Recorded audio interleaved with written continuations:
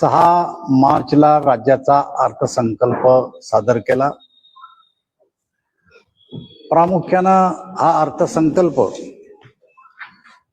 सर्व क्षेत्राला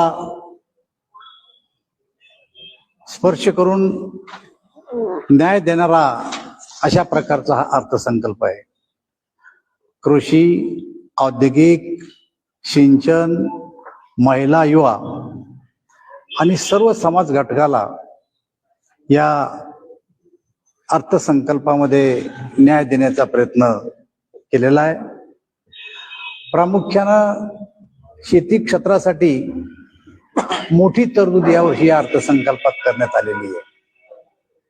पायाभूत सुविधा उपलब्ध करून देणे, त्याचबरोबर शेतीसाठी सिंचनाची क्षमता वाढवणे आणि मोठी ज्या नद्या आहेत त्या जोडण्यासाठी आणि नदीच्या पुरापासून शेतीचं संरक्षण करण्याची सुद्धा तरतूद या अर्थसंकल्पात करण्यात आलेली आहे। आपण बघितलं असेल की नवीन नवीन तंत्रज्ञान, AI सारखं तंत्रज्ञान शेती क्षेत्रामध्ये आलं। संभाव्य धोके पिकासाठी काय आहेत याची माहिती आपल्याला या नवीन तंत्रज्ञानामुळं मिळणार आहे आणि त्यामुळे शेतीतील शेतकरी हा सतर्क होणार आहे।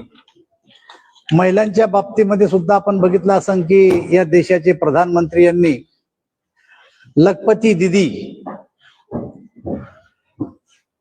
गेल्या वर्षी जवळपास 27 लाख केलेले आहेत आणि या वर्षाचा संकल्प हा 25 लाखाचा आहे। लाडकी बहीण ही जी योजना आहे ती आमच्या सरकारनं सुरू केलेली आहे।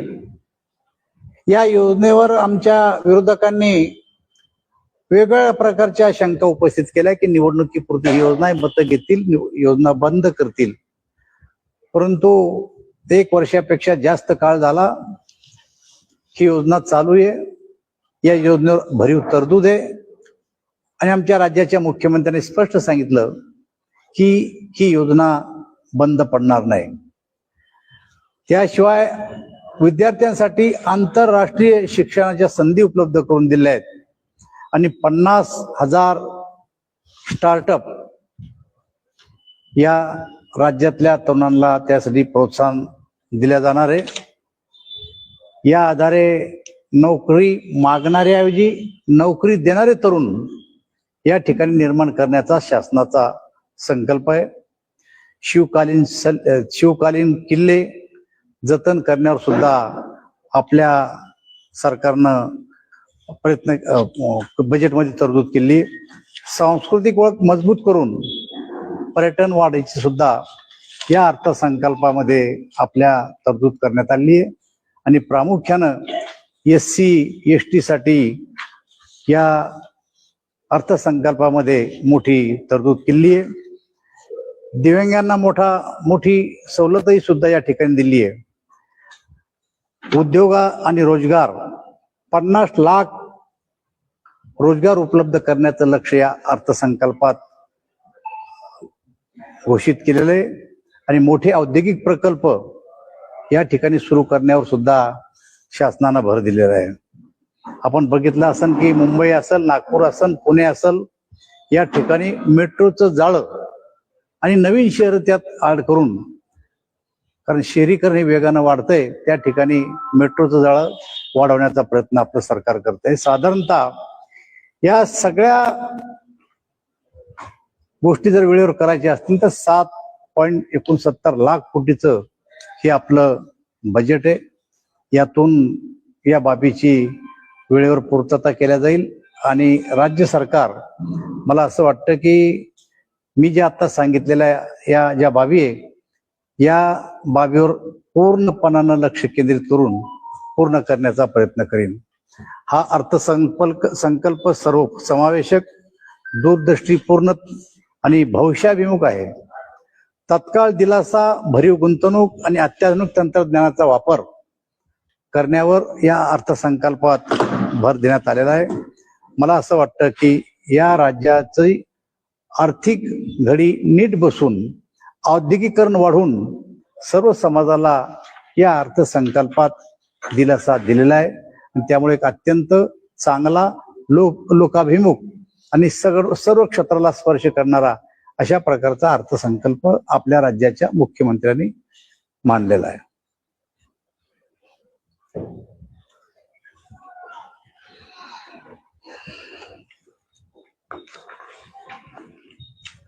हे आहे तुमच्या डोक्यात?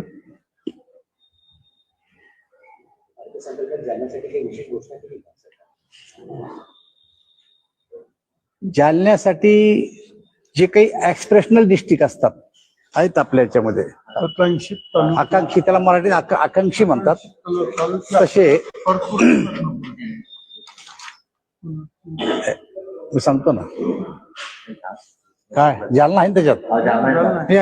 मी सांगतो ना की केंद्र सरकारने देशामध्ये काही आकांक्षी जिल्हे काढले होते.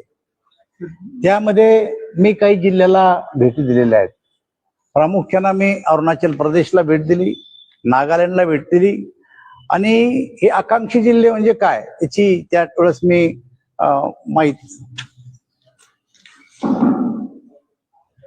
केंद्र सरकारने 100 पेक्षा जास्त जिल्हे या देशामध्ये आकांक्षी जिल्हे म्हणून केलेले आहेत. एक्सप्रेशनल डिस्ट्रिक्ट म्हणतात त्याला. या जिल्ह्याचे मी काही ठिकाणी दौरे केलेत. आपल्याकडे पूर्वी धाराशिव जिल्हा आकांक्षी होता, आता त्यामध्ये वाढ करून त्यामध्ये जालना जिल्ह्याचा समावेश करण्यात आलेला आहे. मी नागालँड, अरुणाचल प्रदेश आणि काही अन्य राज्यामध्ये आकांक्षी जिल्ह्याला भेट दिलेली आहे. त्यामध्ये काही जिल्हे असे आहेत की कोणत्या ना कोणत्या कारणाने तरी इतर जिल्ह्यापेक्षा मागे आहे. समजा अरुणाचल प्रदेशमध्ये मुलींचं किंवा महिलांचं जे प्रमाण आहे ते पुरुषापेक्षा खूपच कमी होतं. काही जिल्हे असे आहेत की ज्या जिल्ह्यात इतर जिल्ह्याच्या प्रमाणात वीज कमी आहे, काही ठिकाणी शिक्षण कमी आहेत. तर त्यासाठी केंद्र सरकार जास्तीचं बजेट देऊन त्या जिल्ह्याला इतर जिल्ह्याबरोबर आणण्यासाठी प्रयत्न करतंय आणि बार त्याचं मॉनिटरिंग सुद्धा करतंय. त्यामध्ये यावर्षी जालना जिल्ह्याचा समावेश करण्यात आलेला आहे.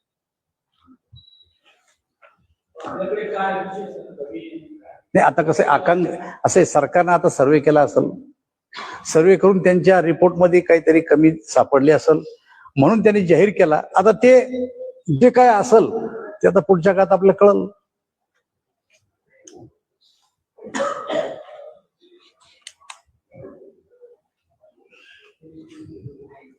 रेल्वेचं ट्रॅक गेल्या अनेक वर्षांपासून दरवेळेस नवीन कारण सांगून आता होईल.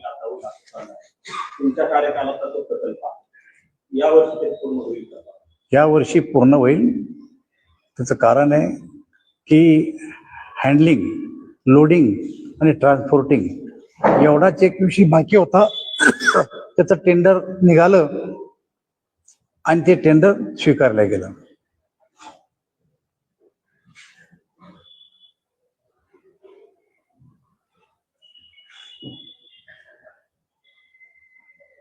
जळगाव रेल्वेचे काही डेव्हलपमेंट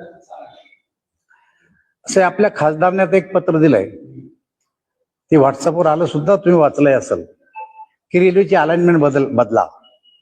का बदला, कहून बदला, कशामुळे बदला माहित नाही, पण शेतकऱ्याचं नुकसान होतंय त्यामुळे ही अलाइनमेंट चेंज करा, अशा प्रकारचं एक पत्र आपल्या खासदारांनी दिलं. खरं तर तुम्ही पत्रकारांनी त्याच्यानंतर त्यांच्या प्रेस कॉन्फरन्स झाल्यात काही विचारलं पाहिजे का अशी गरज का वाटली अलाइनमेंट चेंज करण्याची. पण आत्ताची जी स्थिती आहे ती भूसंपादनाची प्रक्रिया चालू आहे. त्यांच्या पत्रांना काही फरक पडणार नाही. भूसंपादनाची प्रक्रिया चालू आहे. ज्या ज्या ठिकाणून ही लाईन जाणार आहे त्या ठिकाणच्या ज्या शेती जाणार आहेत त्याच्यावर सरकारनं स्टॅम्पिंग केलेलं आहे. आणि अधिवेशन संपल्यानंतर कलेक्टर जळगाव, कलेक्टर संभाजीनगर आणि कलेक्टर जालना यांची एक संयुक्त मीटिंग माननीय मुख्यमंत्र्यांसमोर आम्ही करणार आहे. मला असं वाटतं की ज्या गतीनं हे काम व्हायला पाहिजे ती गती आहे आणि भूसंपादन झालं की लगेचच पुढच्या कामाला सुरुवात होईल.